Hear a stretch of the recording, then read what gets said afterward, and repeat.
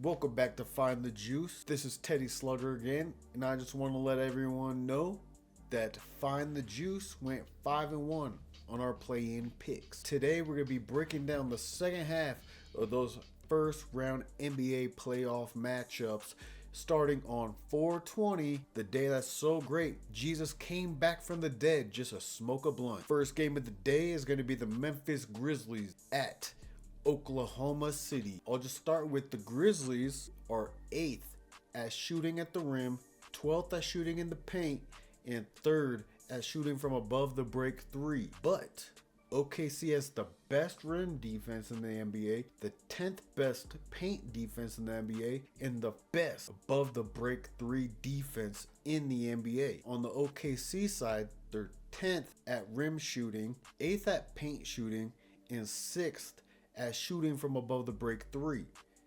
The Grizzlies are 14th at defending the rim, 2nd at defending the paint, but 18th defending above the break 3. So after seeing that, I made it my mission to find some edge that Memphis could have to take a game or two, make the series fun. And this is what I found. To start, the bad, the terrible, the Thunder swept the season series from Memphis this year, with the closest outcome being a 13-point win for Oklahoma City. But what about this? OKC struggles at defending transition-heavy teams, but they play the best defense in those opportunities in the NBA. Memphis runs the second most transition in the NBA, but are 21st at capitalizing on those situations. So is that really an edge for Memphis? Another possible edge for Memphis is spot up shooting, which they do 28% of their possessions. They're also 10th in the NBA in converting those situations. But although OKC gives up the most spot up shooting opportunities in the NBA, they're also the best team in the NBA at defending spot up shots. So as you can see, I still couldn't find anything Memphis has an edge over OKC on. And to make it even worse for Memphis, OKC is the best in the NBA at not turning the ball over and the best in the NBA at forcing turnover. And since I couldn't find an edge for Memphis, and I'm assuming the entire world is going to bet OKC, let me come through with the player prop to try to make this series a little bit more fun. And that player prop is going to be Lu Dort over 2.5 threes. Dort has hit this prop line in 52% of his games this season. But to make it even better, Lu Dort has hit this prop line in 3 out of the 4 games against Memphis. Dort takes 45% of his shots from 3-point range, where he makes 41.2% of those shots. Obviously, it's going to be hard to beat a team 8 times in a single season, but I really think this series could end up being a candidate to get it done. I'll go with Vegas and their minus 2,000 odds and take Oklahoma City to win this series. Next, we're going to talk about another potential homicide, the Orlando Magic against the Boston Celtics. Now, Boston is 3rd in the NBA at rim shooting, 14th in paint shooting, and 9th in above the break 3 shooting, where they also take the most attempts from in the entire NBA. Orlando is 15th at protecting the rim, 5th at defending the paint, and 12th at defending above the break 3s.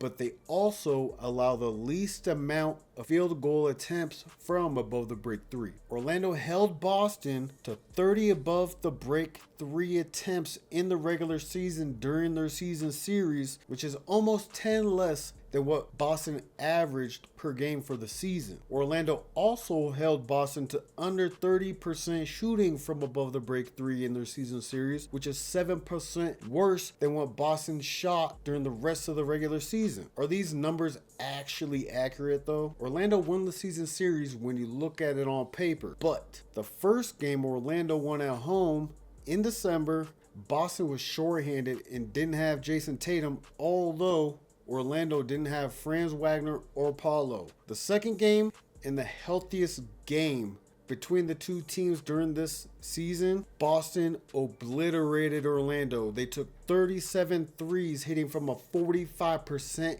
clip from three-point range. In the final game is a throwaway game. Orlando played their regular starters, regular bench players, and Boston played their third string. Boston's main form of offense is spot-up shots, where they rank 9th in the NBA and shoot at the third best rate on spot-up shots. Orlando ranks 20th in field goal percent allowed on spot-up shots, which also makes me really like Derek White, who is in the top 90th percentile in the NBA with spot-up shooting. And it also has me like Al Horford, who shoots among the most spot-up shots in the NBA. Now let's try to find something positive for Orlando. Orlando runs some of the most pick and rolls in the NBA, although they do struggle to convert those opportunities. But this could be a place to look for Orlando, as Boston is one of the worst teams in the NBA at defending the pick and roll. Orlando also has an edge in creating turnovers, although Boston, just like we talked about with Oklahoma City, is very stubborn with giving up that basketball to the other team. I'd have to say anybody that wants to beat Boston in a playoff series, a 7-game series, is going to have to shoot just as well from three as they do, but also defend the three very well. That being said, Orlando's decent middle of the road at defending above the break threes, but they are literally the worst three-point shooting team in the NBA. And since I believe this is going to be another massacre, I'm bringing you 2 player props to keep this series a little bit exciting. We're going to go ahead and piggyback off of the Derek White shooting success, being a spot-up shooter. We're going to take his over 2.5 threes. He has hit this in 11 of his last 15 games and in 50% of his games against Orlando, because he only played 2 of the 3. The one game he did not hit it, he still got up 7 3-point attempts, because he takes 44% of his field goal attempts from above the break three, making 37.3% of them. I'll also take Peyton Pritchard over 1.5 threes, as he takes 36% of his field goal attempts from above the break three, where Orlando's defense struggles the most. He also hit those shots at a 40% clip. Peyton Pritchard has also beaten this over-under line 67% of the time during the entire season.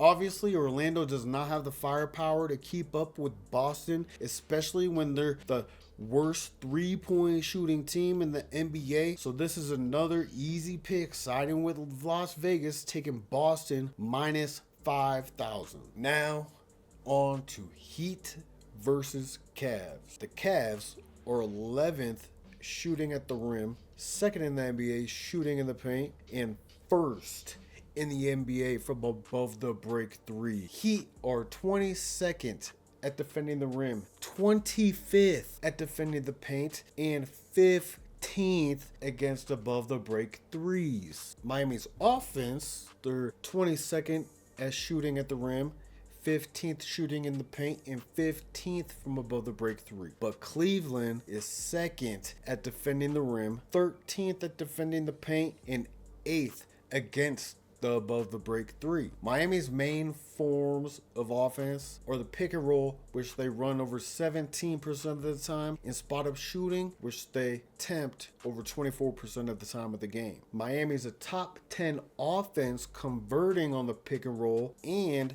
15th on converting on their spot up shots. The problem is the Cavs are a top 10 team defending the pick and roll, and 7th in the NBA covering spot up shooters. Cleveland runs the pick and roll the most in the NBA, and they're 5th at converting on those situations. Miami sits on the bottom half in the NBA on defending the pick and roll. Cleveland also loves cutting to the basket. They do this the 5th most in the NBA. They do this the 5th most in the NBA and are actually the best at finishing their cuts in the NBA. Both of these teams love creating turnovers and grabbing offensive rebounds. Neither of these teams really run in transition. I could see a lot of these games hitting the under on the total points, as well as a lot of second chance opportunities from both sides, and I'll give the slight advantage there to Miami.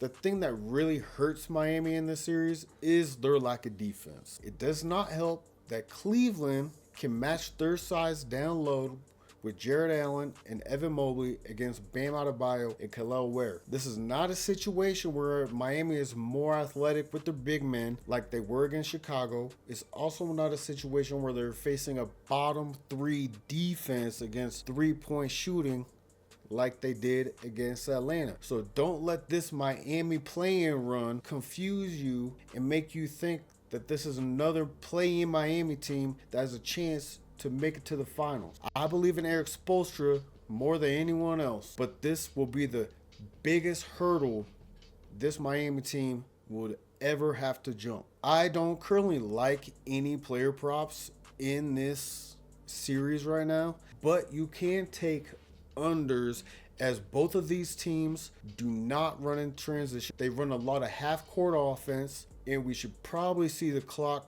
run. These games go by quick because neither of these teams like to give up free throws to their opponent, and neither of them really get to the free throw line. I think Miami's lack of overall defense and the Cavs' dynamic duo of a top offense and a top defense should make this an easy win for Cleveland, and Vegas agrees with me by putting their line at minus 2,500 for Cleveland to win this series. And finally, the series on Sunday that I'm sure everyone's looking forward to because it's the chef, Warriors versus Houston. The Warriors were 17th in the NBA as shooting at the rim. They're 18th at shooting in the paint, and they were 17th from above the break 3. But after acquiring Jimmy Butler on February 6th, the Warriors moved up to 9th at shooting at the rim. Now the Rockets, they're 12th at defending the rim, 3rd at defending the paint, and 13th at defending above the break 3s. But what about their offense? They had to have a better offense than Golden State, right? They had a better record anyways. Well, the Rockets are 22nd at the rim, 25th in the paint, and only 18th from above the break 3. Where the Warriors defense were 22nd at defending the rim, 22nd at defending the paint, and 12th at defending that 3-point shot. But after the Jimmy Butler trade, the Warriors jumped up to 10th at defending the paint. Neither of these teams look good offensively on paper. The Warriors made some huge improvements at the rim and defending the paint after getting Jimmy Butler. This could also go along with the increased minutes in playing time, Moses Moody and Jonathan Kuminga coming back from injury, as well as starting Draymond Green at center. We all know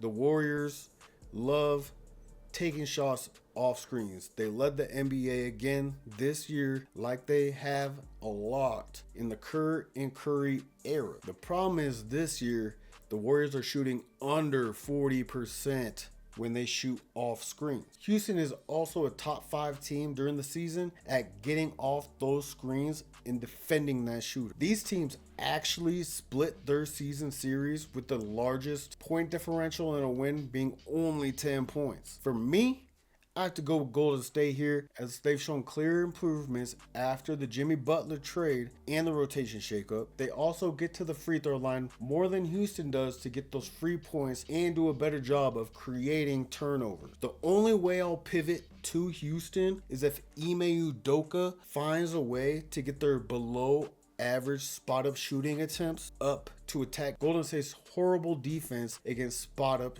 shots. Golden State allows the 6th most spot up shots in the NBA, with the 5th worst field goal percentage allowed against spot up shot. But does Houston have the shooters to get that done? I'll once again side with Vegas and take the minus 190 and go with Houston to take this series from Golden State. This series might be a little ugly, but I think out of the games we did today, it's going to be the most fun to watch. And that's it for today. Thank you for watching again. We'll be back with more NBA playoff after the first 2 games, see where we went wrong, where we need to pivot, and see if we were right about any of this. So stay tuned, everyone. Thank you.